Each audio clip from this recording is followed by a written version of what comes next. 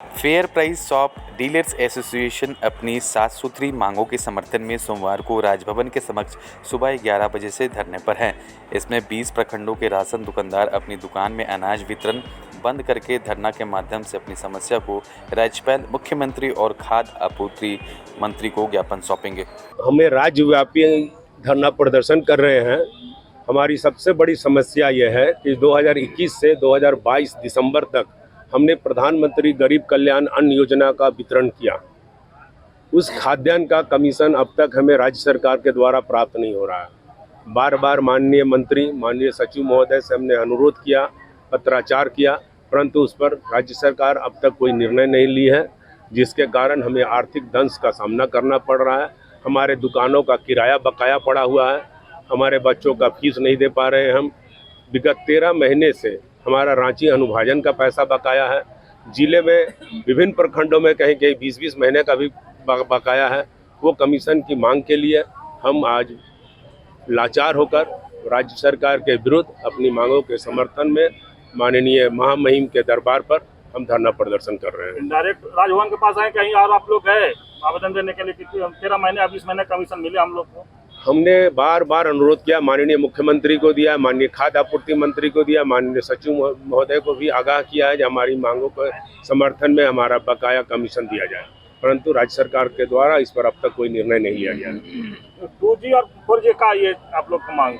2G का ये है कि अभी 5G का ज़माना है। हमारा इंटरनेट कनेक्शन के से आज बायोमेट्रिक व्यवस्था से काम करता है मशीन, और उसमें जब तक बायोमेट्रिक इम्प्रेशन, जब तक कंज्यूमर थंब नहीं लगाता है, तब तक उनको खाद्यान्न रिलीज नहीं होता है।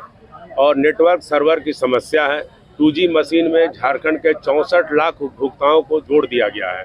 मशीन की क्षमता 2016 में दी गई थी, आज 2023 चल रहा है।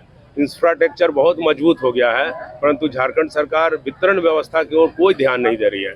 हम बार बार अनुरोध कर रहे हैं कि 4G व्यवस्था के साथ वितरण करवाया जाए, जिसके कारण घंटों उपभोक्ता हमारे यहाँ मजदूरी छोड़कर, काम छोड़कर खाद्यान्न के लिए आते हैं। नेटवर्क सर्वर नहीं रहने के कारण उनको समय से हम खाद्यान्न नहीं दे पाते हैं। इसलिए हम मांग करते हैं कि कम से कम हमको बायोमेट्रिक व्यवस्था को सुदृढ़ किया जाए और 4G की व्यवस्था बहाल की जाए। हम प्रदेश महासचिव संजय कुंडू। जैसे कि अभी हमारे प्रदेश महासचिव संजय कुंडू ने बताया कि 2G को बदल के 4G या 5G सेवा प्रदान की जाए, ताकि हम लोगों को इस मशीन से वितरण करने में हम लोग को सुविधा प्रदान हो। और मुख्य मांग ये है, अभी कुछ माह पूर्व 60 वर्ष के डीलर के मृत्यु के पश्चात अनुकंपा के आधार पर हमें लाइसेंस दी जाती थी।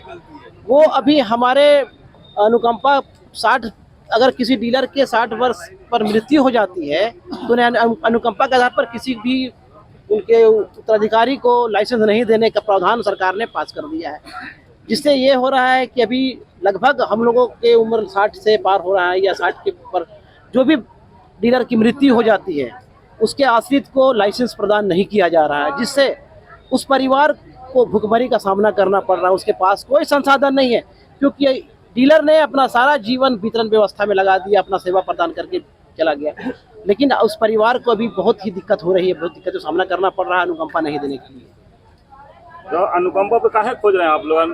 तो जो सरकार का ये है उससे अपना सब जगह मिलता होगा, जिस डीलरशिप लाइसेंस मिलता होगा, तो आप लोग काहे खोज रहे हैं? लाइसेंस मिलता है। आज आप भी देख लीजिए, अगर कोई सरकारी कर्मचारी अपने जीवन नौकरी के काल में अगर उनकी मृत्यु हो जाती है, उसके आश्रित को नौकरी दी जाती है, उसके बेटे को या उसकी पत्नी को।